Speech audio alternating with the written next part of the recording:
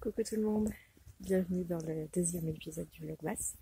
Donc la deuxième semaine avant Noël. Aujourd'hui je suis sortie à faire une petite balade le matin. Parce que même si c'est samedi et que je bosse pas, que j'ai pas mis mon réveil, je me suis quand même levée tôt ce matin.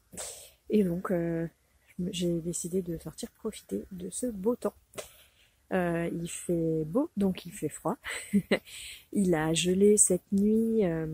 Donc j'espère aussi que ça permettra de pas trop avoir de chemin trop boueux, trop glissant. Mais du coup, voilà, il y a vraiment des jolies couleurs, de la lumière un peu compliquée, comme vous le voyez. Mais voilà, c'est un beau matin froid d'hiver. Donc je me suis bien couverte. Je porte mon petit bonnet tricoté en laine, mon Chip Shop coloris voile de bru, que j'aime beaucoup, avec le petit pompon. Mon écharpe Gascogne, qui est vraiment l'écharpe la plus chaude que j'ai. Je l'ai tricotée dans une laine, c'est une base des laines du Scarabée. Sa base Titan en BFL et en Massam en DK. Elle est vraiment hyper chaude, elle est non super wash. Je l'ai tricotée très longue, comme ça je peux faire beaucoup de tours. Et elle est top, je l'aime vraiment énormément. Et puis j'ai mes mitaines. Mes fidèles mitaines. Je mets des gants en dessous parce que bon, il fait quand même un peu frais en attendant de m'en tricoter avec de la laine. Donc voilà, et ces mitaines par-dessus les gants, ils sont vraiment top, ça tient super chaud.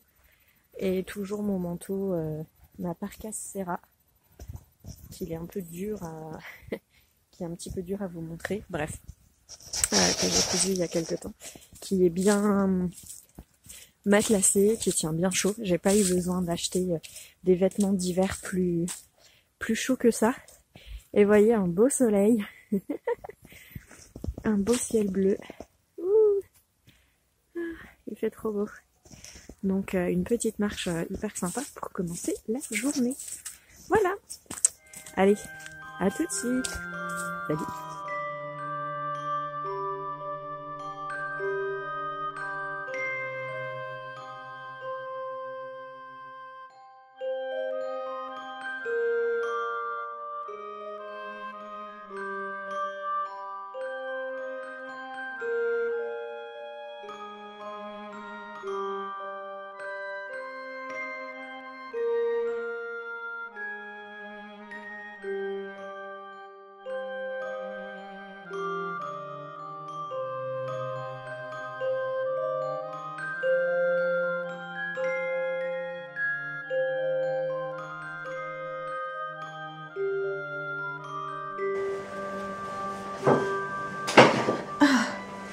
J'ai fait une bonne session de cuisine aujourd'hui, c'était cool.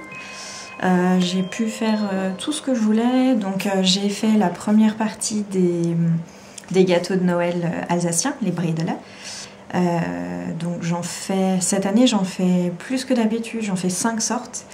Je teste une nouvelle recette avec la noix de coco râpée, parce que j'ai plus de batteur électrique pour battre les œufs en neige.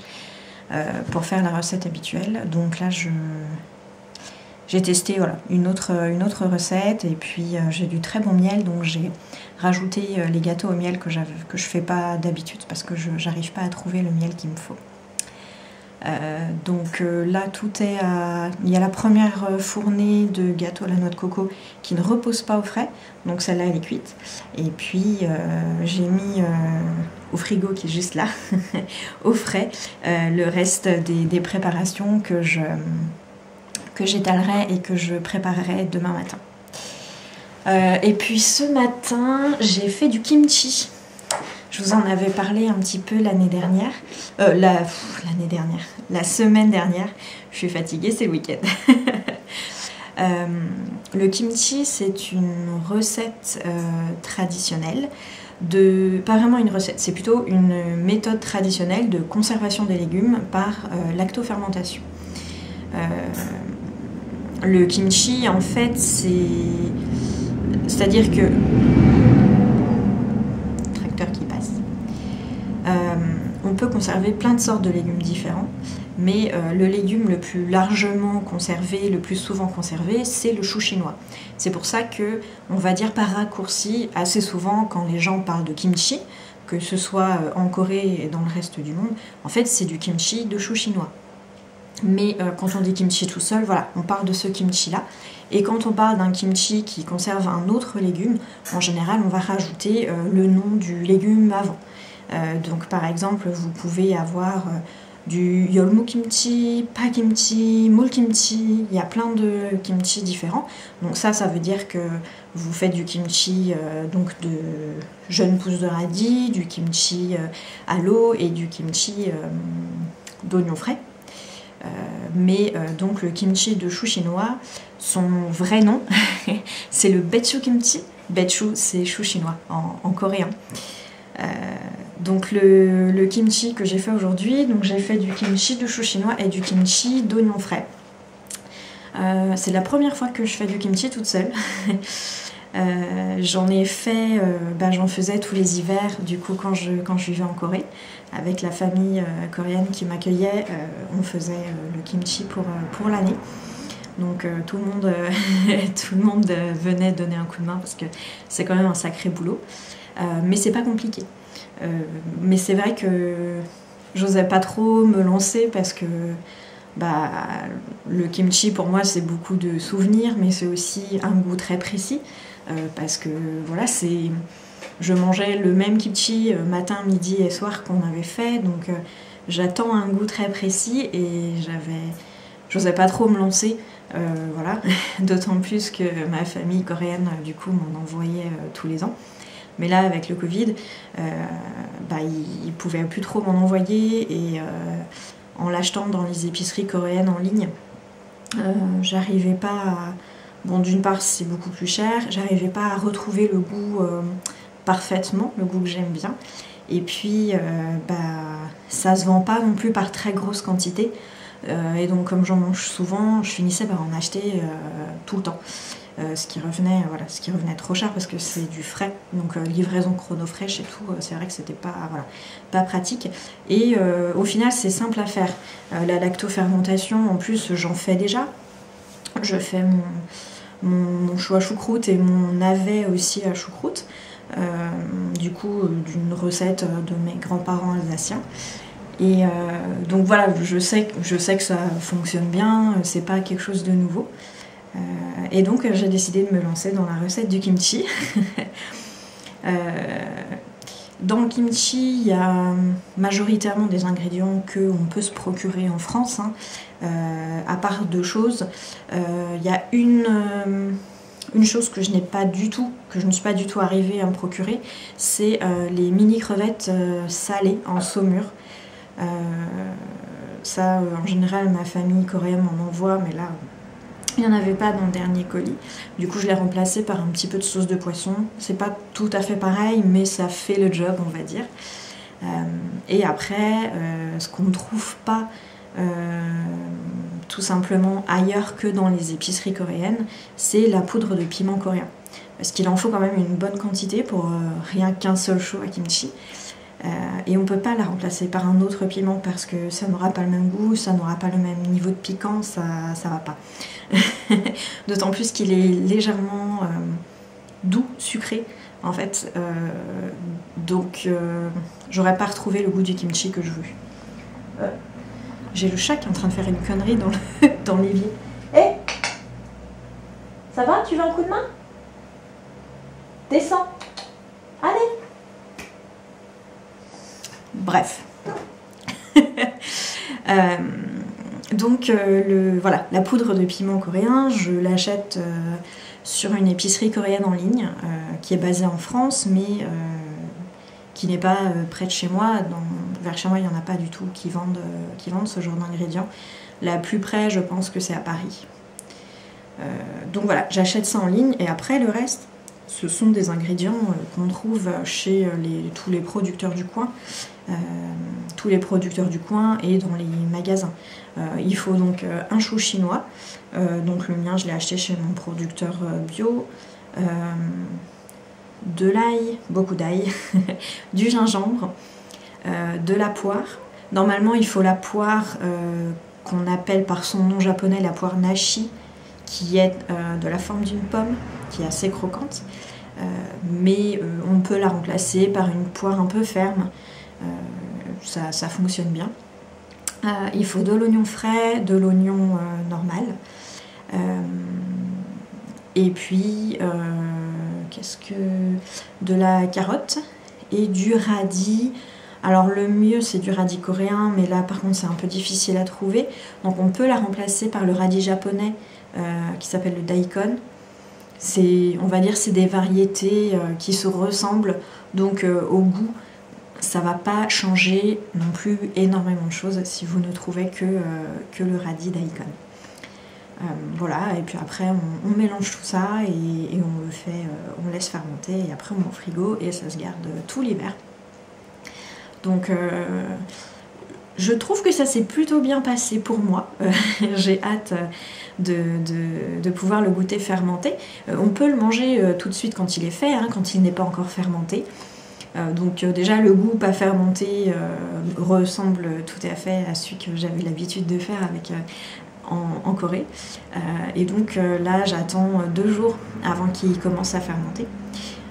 Mais mon kimchi préféré c'est le kimchi qui est très fermenté, qui devient un petit peu acide.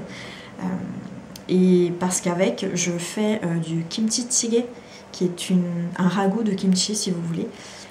Et j'adore le faire en hiver, quand il fait froid, quand je rentre d'une journée de boulot, je suis fatiguée, j'ai fait du vélo sous la pluie, et je sens, vous savez que si je fais pas attention, je pourrais attraper un rhume ou un coup de froid.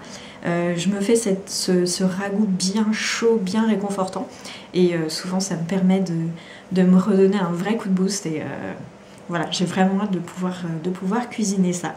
Donc je vais vous montrer les petites images et puis si vous voulez on en parlera après dans les commentaires. Voilà, et puis je vous retrouve demain pour la suite des biscuits de Noël. Allez, bonne soirée.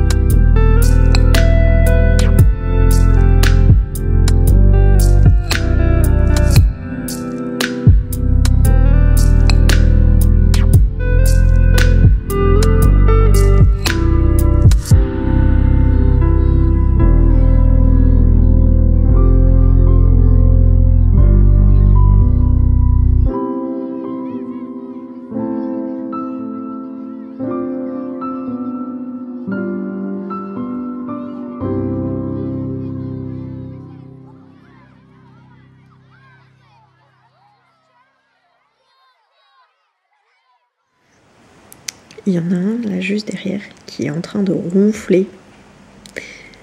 Il me distrait dans mon travail. Regarde. T'es réveillée?